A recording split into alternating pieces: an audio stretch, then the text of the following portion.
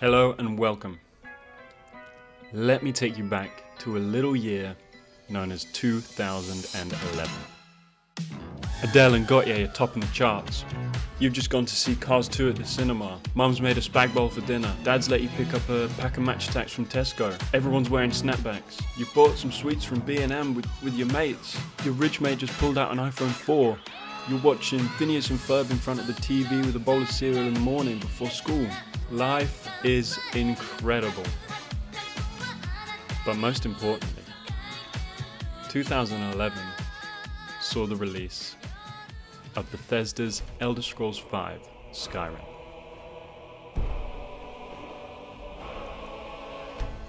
But in my case, I was actually too busy trying to learn the Potty Rock Shuffle with my brother, so I actually didn't notice.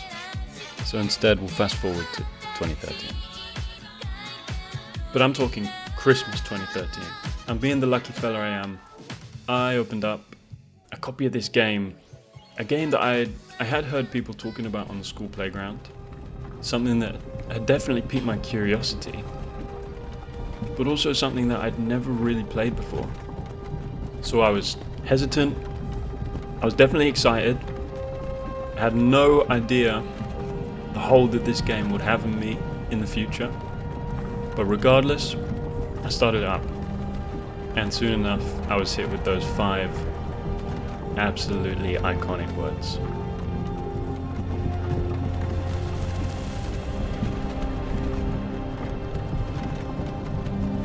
Hey, you. You're finally awake. So Skyrim's a game that has been with me for the best part of a decade. And yeah, that might be partly due to the fact that they've released it countless amounts of times for different platforms. But I also think that it's just because it's an incredible game. And it's still an incredible game. I've been playing it for almost 12 years, on and off. And one day I just thought, why? Why is it this game that I keep coming back to? So I figured I'd make this to try and figure it out. So one of the first things that I sort of fell in love with when it comes to this game is that you're never really tied down to any specific thing. Sure, you can do the main story, and a lot of this playthrough I actually spent doing the main story, and it's alright, it's okay, it's a decent storyline, but it's never gonna be the storyline that keeps me coming back, and that remains true for a lot of storyline games. Think of the hard hitters, your Red Dead Redemptions, God of War, Ghost of Tsushima for me. These are some games that have an incredible storyline and I've really enjoyed playing them, but I've never gone back. So the storyline of Skyrim is definitely not the reason. And there's another point to be made about the effect of games having a live service and constantly pumping out new content to buy, potentially harming the nice storylines, the one-time buys, etc. But that's not for this video. So yes, Skyrim. Skyrim is a beautiful game. And I know that's not a crazy statement, or at least it shouldn't be, but I still think it doesn't get talked about as much as it should. There are times where I'm walking around in this world, and I've just got to stop and just take it all in. The sky, the mountains, a nice looking cave, the sky again. It's just so nice. Oh, and we could have an interesting discussion about what the actual climate of the planet would look like with that huge natural satellite so close to it, but I don't care. It looks cool. And I know at the end of the day it's just a picture of some stars, but that does not take away from the experience. Obviously the graphics have improved since the original release. I'm playing on a remastered version with a nice modern graphics card, but And even for the time of release, you know, there were games like Uncharted 3, Batman Arkham City, Assassin's Creed Revelations, and Battlefield 3, the list goes on. There were a lot of good games released that year, and a lot of games that looked nice. But I don't know, there's just a certain tranquility to the beauty of Skyrim in comparison.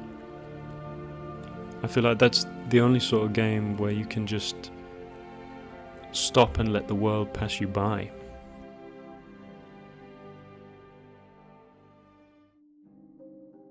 The open world of Skyrim was my first, and it was so different in its approach to anything that I'd played before that it had me hooked from the off.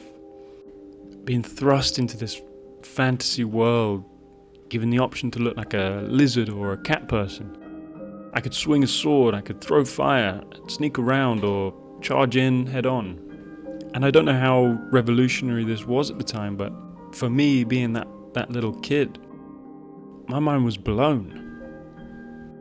One thing I think Skyrim did really quite well with when it came to the open world, it's something that I loved at the time, it's something that I still love now, is that the open world never really felt empty to me. I've never been big on using fast travel in games like these, and Skyrim gives you a great reason not to. And it's similar in all Bethesda games, but I notice it more in this one. Maybe that's just because I love it more, but anyway. Obviously you get all the great views and stuff when you take the scenic route, but you also get these cute little encounters, and I love them, they're so cool. It can be anything, you know, a prisoner you can choose to help out, a group of thugs hired by someone whose sweet roll you stole, and there's even a drug dealer. And you don't even have to buy the drugs. You can just beat up the drug dealer, take the drugs and leave. And if that isn't 10 out of 10 game potential, I don't know what is.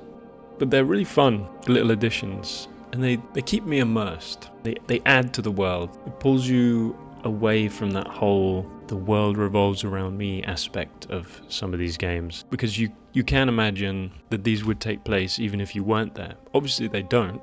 They've just spawned in because I'm there. But, you know, if you use your head a little bit, it's just like you've stumbled into one. So the interactiveness of Skyrim's environment can still hold its own against some of the games that are being released today.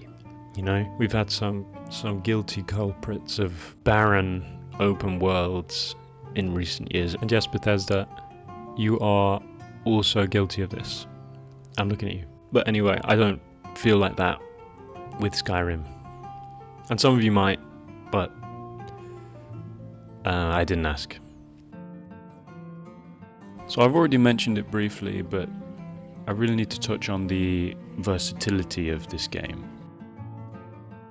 You can play it however you want. Yeah, I've cleared this dungeon 100 times. I know that this Drog is going to punch through this wall and try and kill me, but one time I might just take him out with a sword. The other time I might take him out with a fireball or a big hammer. And this time maybe I could sneak and shoot him with this arrow that's going to hit him for double damage. And in the next one, maybe I can sneak, shoot him with this arrow that's going to hit him for double damage.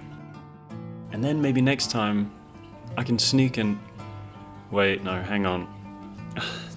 Yeah, I tried. I tried not to sneak about with a bow and arrow this time, but I failed. But I think that's also an ode to the game again. You can approach it in any way you want, or you can just do the same thing you've been doing for the last 10 years. I still have just as much fun. And yeah, maybe I'll just want to save the world.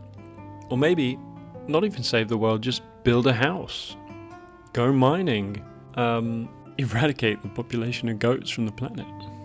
You know, there's a lot of stuff you can do in this game. It can be this big adventure game, or it could also be a nice cozy game. It's really up to you. That's another thing I love about it. Now, I couldn't possibly make a video on this game without mentioning the music. I love the Skyrim soundtrack. It's probably one of the only OSTs that I've chosen to listen to outside of the game itself. You know, songs like Awake, Ancient Stones, even Dragonborn, that's iconic. They're all great pieces of music that I think could hold their own outside of the game itself, if they weren't made for the game. Even the music that starts up when you get into a fight, that's iconic.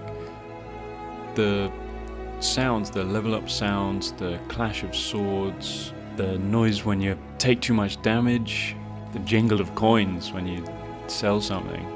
These are all sounds that are just ingrained in my brain now. But my all-time favorite has to be Streets of Whiterun. Just take a moment here and listen.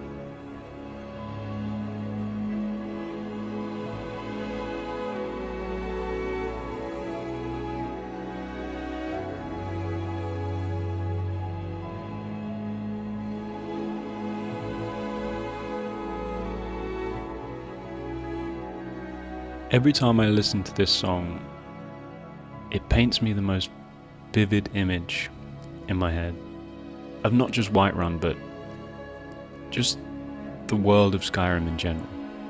The crunch of snow or gravel underfoot, the distant call and flap of the wings of a dragon, the drawstring of the bow, the unsheathing of the sword. It really puts me in there. So that sort of ties it all together, really. As I gathered the gameplay you've been watching in this video, I came to the realization that what I do truly love about this game is just the world that I can put myself into. The music, the sounds, the gameplay, the encounters, all of it tied together. That's what I love. Will there come a moment where I've exited this game for the last time? Yeah, but maybe by then we'll have Elder Scrolls 6. That's supposed to come out within the next 30 or so years, I think. And will I have the same whimsical joy in Elder Scrolls 6 that I got from 5? I don't think so. But I'm hoping I'll enjoy it all the same. But that's more on me. I'm an adult now. I don't enjoy games the same way. And there might be a little kid out there somewhere consuming skibbity toilet memes who will enjoy Elder Scrolls 6 in the same way that I have 5. There's something to take from that. Nostalgia is a beautiful thing. It can be quite a dangerous thing. A lot of the conversations we have with friends and family all sort of revolves around this reminiscence of the fun we had back in the day, and I think many people, myself included, invoke a lot of these nostalgic feelings when we play a game like this, a game that's been present for a huge chunk of our lives. Normal life has its ups and downs, and don't get me wrong, I'm not trying to escape my current life whenever I sit down to play this. I love my life, but the wonderful thing about nostalgia is that you hardly ever remember the bad times. So when I do boot up this silly game about dragons and shouting, I can be transported away from all the mundanities and responsibilities of my adult life and be that kid at Christmas again, just for a short time. A new hand touches the beacon.